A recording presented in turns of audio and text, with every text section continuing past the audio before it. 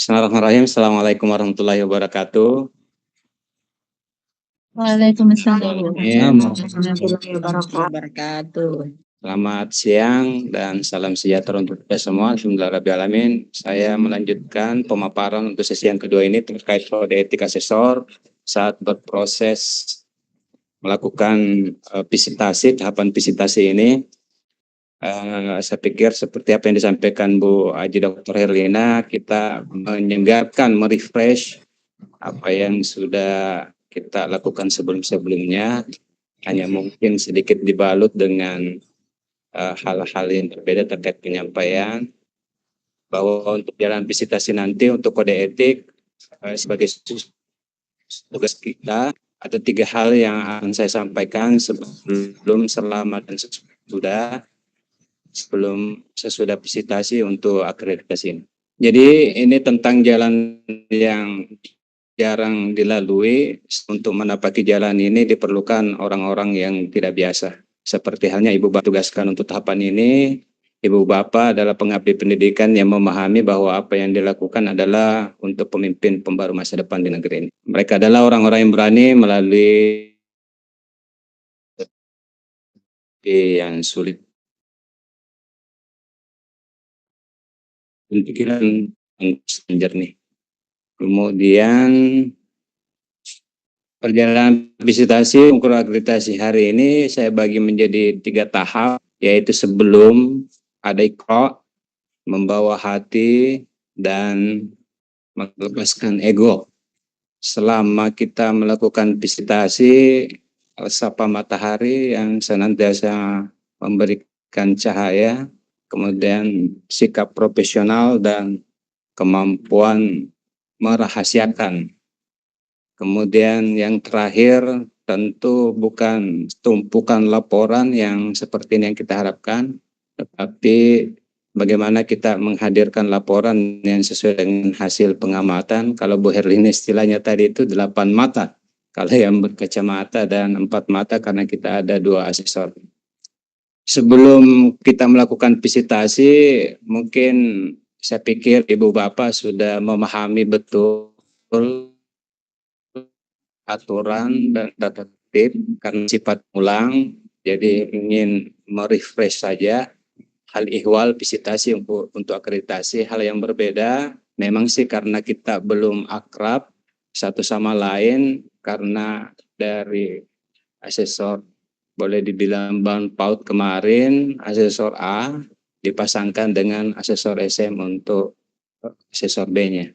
Kemudian saya pikir kita sudah memahami semua aturan dan tatib, terutama terkait dengan etika, norma integritas yang akan menjadi kompas penuntun kita dalam bertugas. Kemudian ingat, saya pikir sudah memahami dan menguasai betul terkait dengan sekali tercela, seumur hidup terhina. Mohon maaf. Kemudian selanjutnya sebelum visitasi membawa hati, yang dimaksud adalah hati yang tulus, sebab hati yang baik dan tulus akan beresonansi kepada siapapun yang kita temui. Sebaliknya hati yang buruk baunya akan tercium dan menjadi perbincangan yang tidak terhenti ketika kita selesai melakukan visitasi, tapi akan terus diperbincangkan setiap kali nama kita disebut.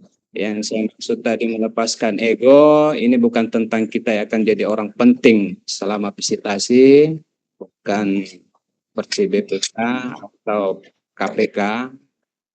Ini tentang kita melakukan tugas negara, kita harus tetap ini benar-benar kita sedang melaksanakan tugas yang bisa jadi hasilnya belum terlihat sekarang. Tapi bisakah kita membayangkan karena pekerjaan kita yang efektif dan tepat sasaran, maka sekolah bisa termotivasi menjadi sekolah yang baik, di mana anak-anak didik kita menjadi pembaru yang berdedikasi pada kemajuan bangsa. Ini hal yang menjadi persiapan kita sebelum visitasi. Tahapan yang kedua, selama visitasi seperti matahari yang datang tepat waktu dan pamit tepat waktu, pagi, jelang, sampai sore, siang, malam. kita menjaga komitmen kejujuran, keadilan, independensi, dan keterbukaan. Membawa diri sebagai seorang yang profesional, ya, dedikasi, tanggung jawab, akuntabel, serta berdiri dan duduk sejajar dengan ACC. Kita tentu sudah memiliki bakat untuk pandai menjaga rahasia, tidak mengibah tentang kelemahan atau perilaku ACC. Meskipun semua yang positif dan negatif kita jelaskan dengan gamblang dalam laporan.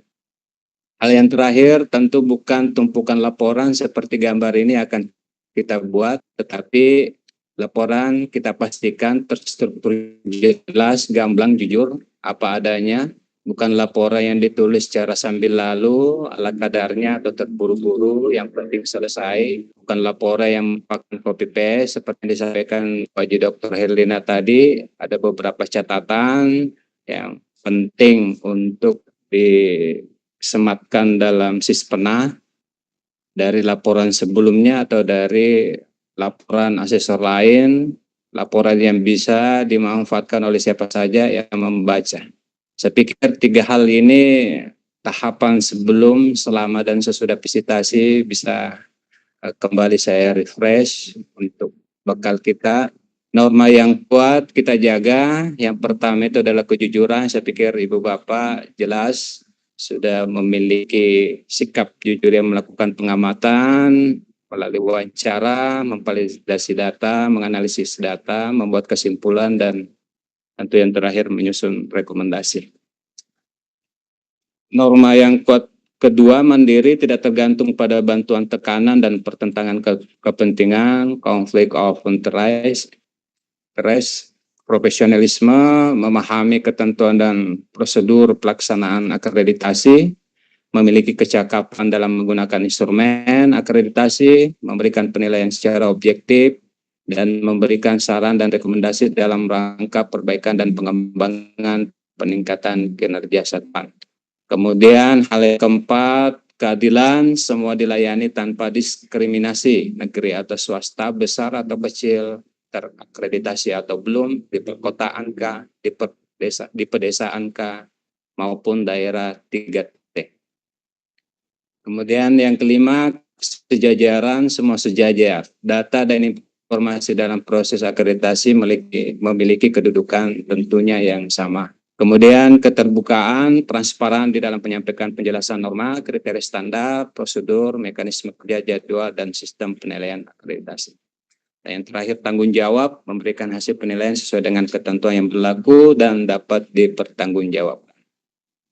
Dan yang paling terakhir, menjaga kerahasiaan.